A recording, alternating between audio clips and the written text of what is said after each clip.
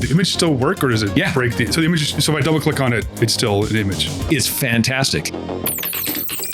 All right, Mike, you in the meeting or our Slack at work, you were talking about hiding shellcode or something inside of image files. Like what is that? What did you take a look at? What were you finding? Yeah, so it's not a new concept. The concept's been around a long time, like taking an image and then appending data to it. And so now you have, there's multiple reasons why you might do that. For instance, you've got encrypted shellcode and you've got an image, and the image is lower in entropy than your shellcode. By concatenating those together, you lower the overall entropy of your shellcode, right? And then you download that file. And so you've got multiple benefits. One, you've reduced entropy. Two, your shellcode isn't embedded in your loader. You've now extracted or abstracted the payload from the loader. So now you've got in two different places, you're never dropping shellcode on disk. It's if your loader is getting dropped on disk, the shellcode isn't there. So it kind of reduces the chance of detection. And there's different ways you can go about it. Of course, there's steganography, right? So we could actually encode the shellcode into the bytes of the image. But that can be a little more complex and a little harder to work out. In this case, I'm talking about a Python library. I think it's called Imeject or IMG-ECT.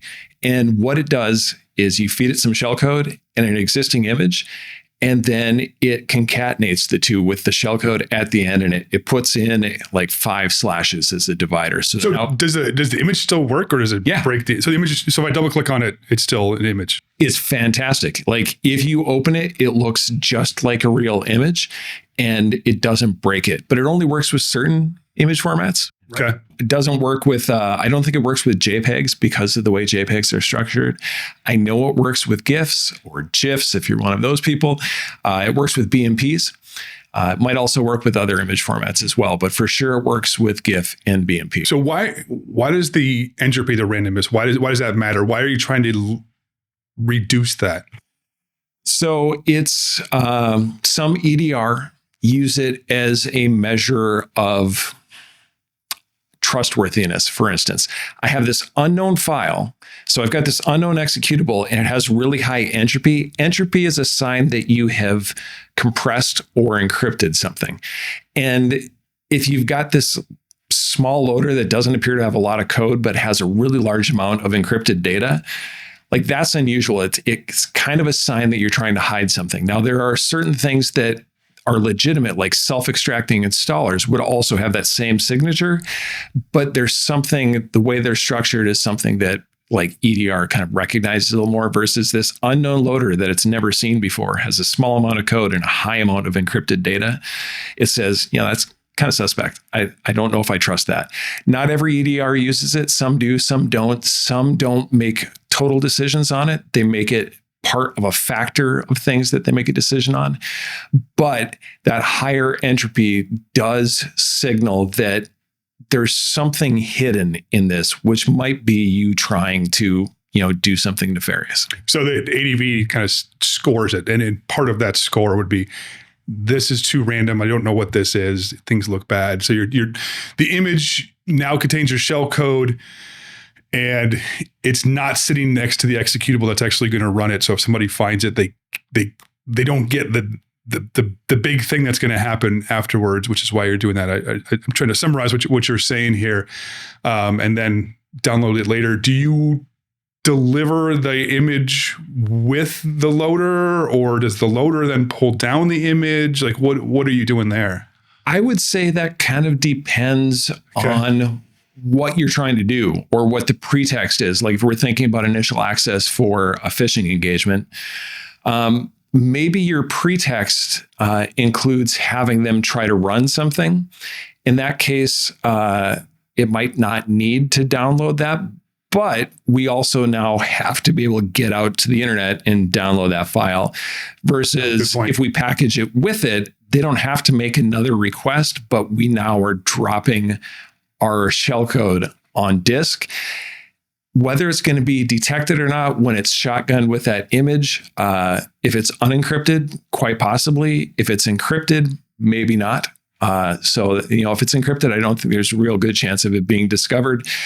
But you are dropping another artifact to disk where maybe you want to not ever have that touch disk. So it's really a design and risk consideration as an operator. So I assume then that loader executable is much smaller and there's less juicy things for AV to be like, that's clearly badness.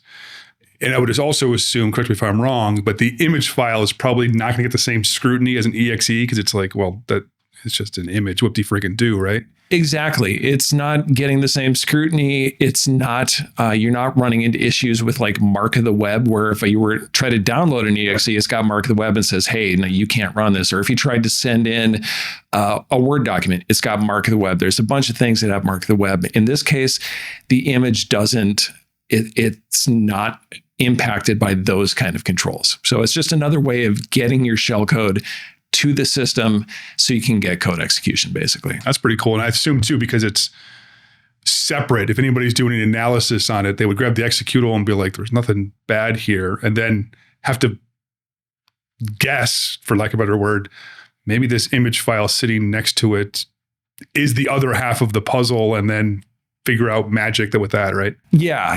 If you were to package it with it, there's maybe some amount of analysis then that helps with that. But if you were to put good guardrails on it and not have it packaged with it, you have it download it from there, unless it's being run in the environment where your guardrails say it's okay if it gets picked up by analysis sandbox. If it gets submitted automatically, some EDR submits any unknown file, right?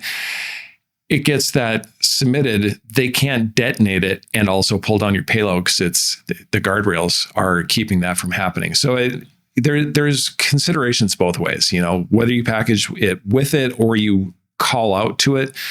I think it really matters on what intelligence you know about your target that says, oh, this decision's better than that decision. That's pretty sweet. So how did you come up with this or learn about this or I guess how did that go down? I don't know where the concept of putting shellcode and appending it to an image or steganography, actually embedding it in the image, has been around a long time. I've read about it a bunch of times, and I had some spare time the other day and I was like, I'm going to look into this more, and found a few resources on it and, pretty quickly spit out a POC for it. I was like, oh, wow, this is actually, cooler than I thought. So thought it was kind of fun.